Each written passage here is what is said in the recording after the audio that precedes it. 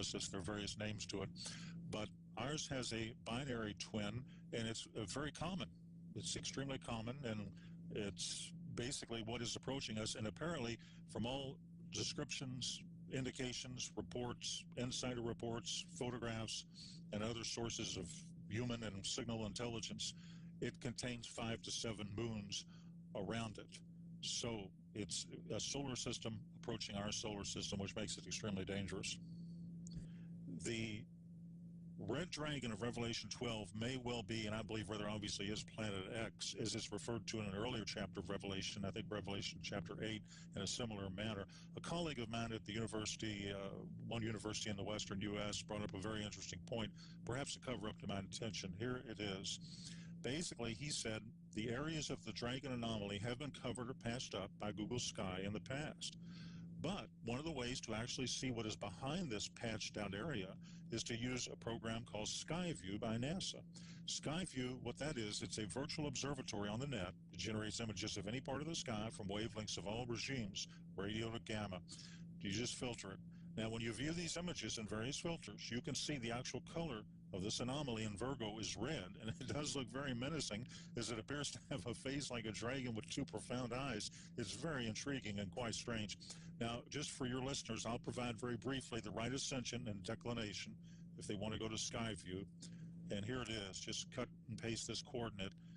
Here's the right ascension, 13 hours, 50 minutes, 44 seconds. Here's the declination, and that would be minus 8 hours, 13 minutes and 59.7 seconds. So right ascension is the celestial equivalent of longitude, and in the sky, latitude is called declination. So you just enter those coordinates, and then on Skyview, you just choose the Iris 100 micron telescope setting, and there you are. You've never seen an object quite like this one. Now, the sign itself might be a sweeping parenthetic of that entire biblical 70th week of Daniel, which is a key to solving the most complex cryptogram in existence, the book of the Apocalypse. As to what it is, the astronomical scientific community, I think, is keeping a very low profile. And the question is, why did they ever cover it up to begin with? Now, remember this, the blue daytime sky is going to hide Planet X until it eclipses the sun. But there is going to be a full disk solar eclipse right after September 23rd, 2017. This occurs, if you look at moon charts, on October 5th, 2017. And what happens, of course, during a full disk solar eclipse is the sky turns black, and that will reveal at that point, that week, in my opinion, the week of October 5th to 12th, according, if the book of Revelation is true, because this ties in perfectly with it, that could well be the exact month that we can first see it with the naked eye. So, in my opinion, combined with a predictive computer-generated astronomical model, the Bible, the book of Revelation, the Apocalypse, tells us that the red dragon, or Planet X, or Nibiru, appears after September 23rd, 17, but it has to appear before October 11th, 2017. At that date, October 11th, 2017, the sign in Virgo, the woman Virgo, will no longer be, quote, pregnant.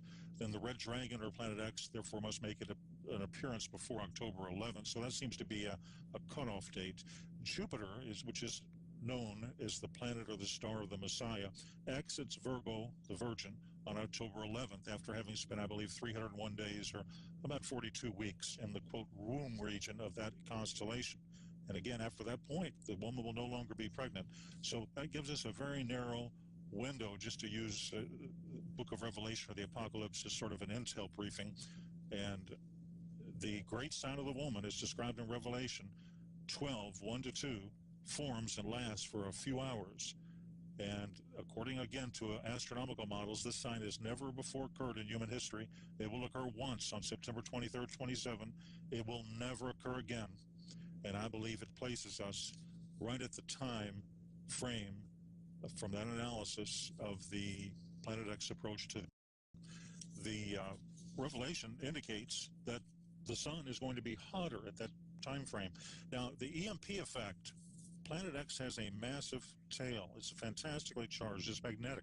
The tail has moons and rocks in it. Now, this can down aircraft and satellite when it passes. It can affect the electrical grid. Now, of course, NASA, JPL, and the other disinformation sources ignore this data. But here are the facts. The Earth has a nickel and iron core. Now, this generates its magnetic field. However, the magnetosphere has large holes in it. The magnetosphere is a static shield. Now, under routine solar conditions, it protects the Earth from coronal mass ejections. But when Planet X arrives, we're no longer under routine solar conditions. Now, you know that the magnetic poles have been shifting towards Russia at maybe 40 miles an hour a year.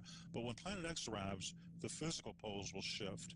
Now, this will create some hyper-earthquakes, tsunamis, and the shifting of land masses. So if you want to look at a few different states, one thing people can do to protect themselves is simply be in the right location when it happens. Now, there's a few states to avoid. And California is highly dangerous. It's composed of rock plates. Now, when rock is compressed, it breaks. And you'll see the crumbling of rock, of course, as its mass goes upwards. Now, the West Coast will have major catastrophic changes, synergistic proportions, tidal waves, high hurricane-force winds, earthquakes on the fault lines, volcanic activity over the magma. So it's highly dangerous. And I think the long-term danger is in riding out the shifts for those who are living near the boundaries of plates. Now, cities without mountains as a backdrop can just be washed out to sea. You'll have broken gas and water lines. San Francisco, it's on the San Andreas and other fault lines. A lot of the population will be trapped. Water will overflow the city. Survival will be minimal. California is not a good bet. Now, the area around Arizona, on the other hand, the Hoover Dam probably won't survive because of earthquake activity. And you'll have rivers flooding, and areas within rivers should probably be avoided. But you look at Phoenix and some of these main cities. Arizona has withstood many a pole shift. The area around Tucson is safe. Florida is another very dangerous state. Its highest elevation is 105 meters in the Panhandle. But as for Central and South Florida and the Keys, these parts can be devastated by a tide of water. Colorado, for example, is a safe area. The domestic division of the CIA is relocating to Colorado. That should give viewers many clues right there.